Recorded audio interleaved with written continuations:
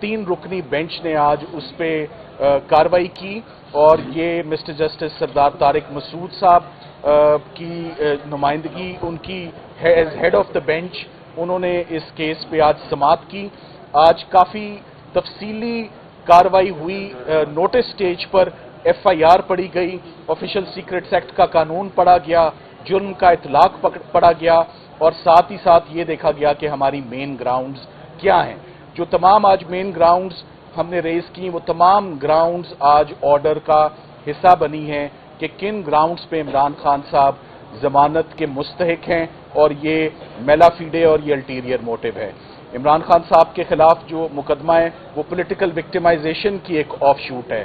Federal investigating agency जिसका काम ही नहीं था इस FIR को रजिस्टर करवाना, ये बेंच ने आज बात नोट की अपने नोटिस में कि ये मिनिस्ट्री ऑफ फॉरेन अफेयर्स का लोकस स्टैंडाई था।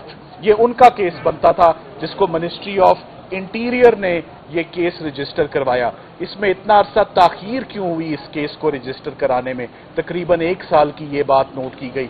ऑफिशियल सीक्रेट्स एक्ट का इतलाक कैसे होता है और ये कैसे डिटरमिन किया जा सकता है इस प्रीमेच्योर स्टेज पर कि इमरान खान साहब का केस या सजाए मौत का केस है या उम्र कैद का केस है, जबकि उसी कानून के अंदर एक और कैटेगरी है जुर्म की जिसको बेलेबल ऑफेंस कहा जाता है और 2 साल की या सिर्फ चंद 1 रुपयों के फाइन का ये केस है जिसको हाइप क्रिएट करके उसको गलत एप्लीकेशन लॉ की करके आपके आगे एक केस की हाइप क्रिएट करते हुए गलत उसकी प्रोसिक्यूशन जो है वो की जा रही है। साथ ही साथ आज बेंच ने ये नोट किया कि जो कस्टोडियन है जिसके पास जो प्रिंसिपल सेक्रेटरी थे आजम खान साहब, उनको उनका बयान रिकॉर्ड किया जाता है। शुरू में वो FIR में मुल्जिम गर्दाने जाते हैं और बाद में फेडरल इन्वेस्टिगेटिंग एजेंसी मेला फीडे से उन्हीं को मुल्जिम का स्टेटस उनका चेंज करके उनको गवाह बना देती है और उनका 164 का बयान रिकॉर्ड कर देती है। जबकि याद रहे कि आजम खान साहब अगवा हो गए और वो बहुत दिन तक गायब रहे। उनके घर वालों ने एक FIR रजिस्टर करवाई थी। इस्लामाबाद हाई कोर्ट में हेबियस कॉर्पस की पिटिशन हुई और फिर वो सामने आए, मंजर आम पर आए और सामने आने के बाद वो मुल्जिम बन गए। मुल्जिम से उनका स्टेटस चेंज होकर गवाह का बन गया इमरान खान साहब के अगेंस्ट। आज जो सबसे ज़्यादा अहम बात हमने बेंच के नॉलेज में लाए वो ये मामला था कि साइफर का मामला, एक तो इमरान खान साहब ने कभी उसके कंटेंट्स पब्लिक के साथ शेयर नहीं किए और ये मामला नेशनल सिक्योरिटी कमेटी की मीटिंग में ये मामला रखा गया। 33 दिन तक इमरान खान साहब वजीर आजम रहे, 33 दिन तक ये साइफर उनके पास रहा और एक मीटिंग होती है नेशनल सिक्योरिटी कमेटी की, ऑफिशियली डी क्लासिफाई होता है साइफर और डी क्लासिफाई होने के बाद ये डी मार्च किया जाता है। डी मार्च का मतलब एक एहतजाज किया जाता है, एक प्रोटेस्ट किया जाता है US एम्बेसी से कि ये अनडिप्लोमेटिक लैंग्वेज इसमें इस्तेमाल हुई है, ऑब्जेक्शनेबल लैंग्वेज इस्तेमाल हुई और एक प्रोटेस्ट जो है वो लॉन्च किया जाता है जिसको दूसरे वजीर आजम भी जब वो आते हैं तो वो भी उसको अप्रूव करते हैं कि साइफर के कंटेंट्स जो हैं वो ऑब्जेक्शनेबल हैं। सो एक ऐसा मामला जो ऑफिशियली डी क्लासिफाई होता है कैबिनेट के आगे, एक ऐसा मामला जो नेशनल सिक्योरिटी कमेटी के आगे रखा जाता है, एक ऐसा मामला जो जिस पे डी मार्च किया जाता है, वो फिर किस तरह एक FIR का हिस्सा बन सकता है? ये तो क्लियरली पाकिस्तान के अंदरूनी मामलात में मदाखलत थी, ना कि साइफर केस और ये ऑफिशियल सीक्रेट एक्ट तो उन लोगों के लिए जो दुश्मन मुल्क के साथ पाकिस्तान का कोई सीक्रेट शेयर करते हैं। तो ऐसी कोई भी चीज इस FIR में नहीं है। ये आपके इल्म में ऑलरेडी कि जो जेल ट्रायल हो रहा था, जो बड़ी तेजी से ट्रायल हो रहा था, वो कल रुक चुका है। तमाम एविडेंस रिवर्स हो चुका है, तमाम चार्ज भी दोबारा फ्रेम होगा अगर होगा और एविडेंस भी दोबारा रिकॉर्ड होगी अगर होगी। फॉर द टाइम बीइंग आज सुप्रीम कोर्ट ने उनकी जमानत की एप्लीकेशन पर नोटिस जारी किया है फेडरल इन्वेस्टिगेटिंग एजेंसी को, स्टेट को, और ये बहुत जल्द अब ये post arrest bell Imran Khan साहब की ये टेकअप होगी। शाह महमूद कुरैशी साहब की भी बेल बहुत जल्द इसी हफ्ते, वो भी हम उम्मीद करते हैं कि वो साथ क्लब होके इन दोनों पिटिशंस का फैसला, फॉर्मर प्राइम मिनिस्टर का और फॉर्मर फॉरेन मिनिस्टर की पोस्ट अरेस्ट बेल एप्लीकेशन का फैसला बहुत जल्द इंशाल्लाह सुप्रीम कोर्ट से متوقع ہے.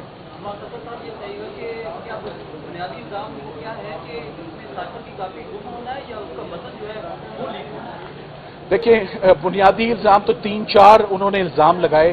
ایک الزام تو یہ ہے کہ جو پرائم منسٹر آفس کی کاپی ہے وہ واپس نہیں آئی.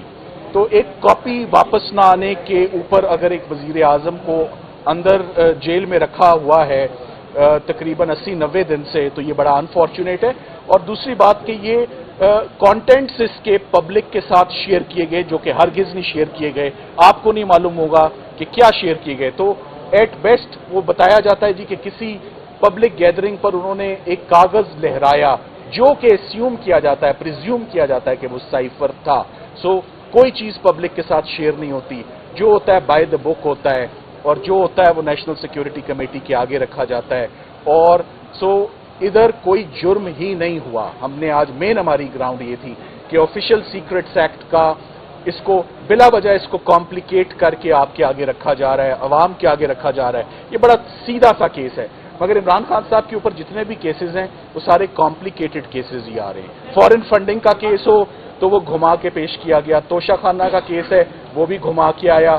یہ سائفر کا کیس ہے, اس کو بھی جیسے ہم انگریزی میں کہتے ہیں نا آل گریک فار دی سٹیزن, جس کیس کی کسی کو سمجھ نہ آئے وہ کیس بنا کر تو رجسٹر کر دیا جاتا ہے, بات کا ہوا بنایا جاتا ہے, اس کے اندر ہوتا کچھ نہیں.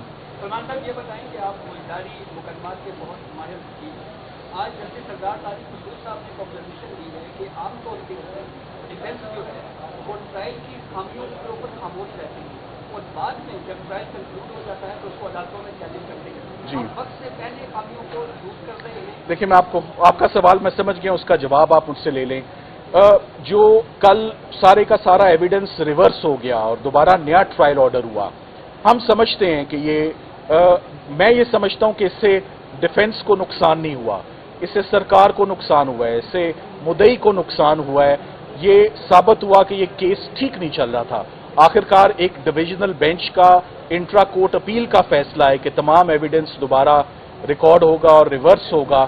اس سے سب سے امپورٹنٹ بات تو یہ ہے کہ یہ ٹرائل ایکسٹرا آرڈنری سپیڈ پر, ایکسٹرا آرڈنری پیس پر چل رہا تھا. آپ بھی باہر تھے. آج کورٹ کے اندر جو پروسیڈنگز ہوئی آپ کے علم میں ہیں, آپ مجھ سے سوال پوچھ رہے ہیں. آپ کو نہیں معلوم کہ آفیشیل سیکرٹس ایکٹ کے ٹرائل کے اندر کیا ہو رہا ہے. صبح اندر جاتے ہیں, شام کو باہر آتے ہیں, تو آپ سوال جواب پوچھتے ہیں تو ہم بتاتے ہیں. کرمنل ٹرائل اوپن ہونا چاہیے, ایویڈنس اوپن ریکارڈ ہونی چاہیے, کوئی ہینڈی کیپ نہیں ہونا چاہیے. سو یہ فیئر ٹرائل کے تقاضے پورے نہیں کر رہا تھا یہ ٹرائل جیل کے اندر, اور اس کو ہم نے درست طور پہ اس کو چیلنج کیا, اور درست طور پہ یہ تمام پروسیڈنگز, تمام ایویڈنس اب تک کالعدم قرار ہوئی ہیں, ان لافل, وائڈ اینڈ نل. اور ساتھ ہی ساتھ میں پورے کا پورا ٹرائل جسے ہم قانونی لینگویج میں وشیٹ کہتے ہیں, یہ سارا ٹرائل وشیٹ ہو گیا ہے. اب اثر 9 یہ دوبارہ اس کا آغاز ہوگا. سو اوور آل تو آپ کو معلوم ہے پولیٹیکل وکٹمائزیشن کے کیسز ہیں, ایک کے بعد ایک وہ چل رہے ہیں.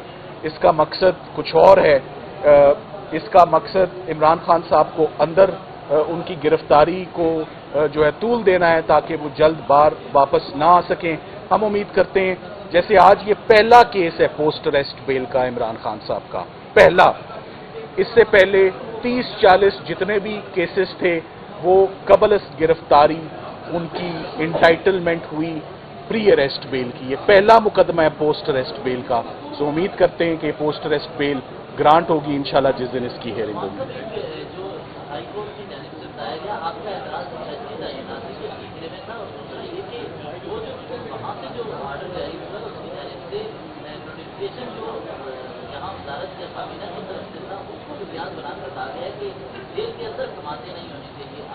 دیکھیے ابھی تک کا جو آرڈر آیا ہے اس میں جج صاحب کی تعیناتی کو درست قرار دیا گیا ہے, مگر یہ 3 صفوں پہ آرڈر ہے. ابھی تفصیلی آرڈر جو ہے یہ آنا ہے. جیسے تفصیلی آرڈر آئے گا آپ کے پاس تمام حقائق آ جائیں گے کہ بینچ کی انٹرا کورٹ اپیل میں 2 ممبر بینچ کی تفصیلی آبزرویشنز کیا ہیں. جب وہ سامنے آئیں گی تو پتہ لگے گا. مگر میری جہاں تک رائے ہے یہ اوپن ٹرائل ہونا چاہیے, یہ پبلک میں ہونا چاہیے. یہ دہشت گردی کا کمپاؤنڈ F11 کا G11 کا بڑا سیکیور کمپاؤنڈ ہے. عمران خان صاحب تقریباً 1 سال وہاں بڑی باقاعدگی سے ہر ہفتے آتے رہے, تو جیسے پہلے آتے رہے اسی طرح اب سرکار کی حراست میں ان کی ذمہ داری بنتی ہے کہ وہ پیش کریں، وہ لائیں، اور یہ اوپن ٹرائل پبلک کی آنکھ میں، کیمرے کی آنکھ میں، میڈیا کی رپورٹنگ بھی ہونی چاہیے، اور فیئرنیس کا ٹرانسپیرنسی آتی ہے اوپن پروسیڈنگ سے، اس سے فیئر ٹرائل اس سے آتا ہے، تو یہ بند کمروں میں نہیں ہونا چاہیے. Thank you very much. دیکھیں سیکیورٹی رسک پہلے بھی تھا، مگر جو زیادتی اندر ہو رہی ہے، وزیر آباد کا واقعہ آپ کے علم میں ہے، وزیر آباد کے واقعے میں آلریڈی ان کے اوپر ایک اٹیمپٹ ہو چکی ہے، مگر پولیس کی ذمہ داری ہے جیسے وہ تمام قیدیوں کو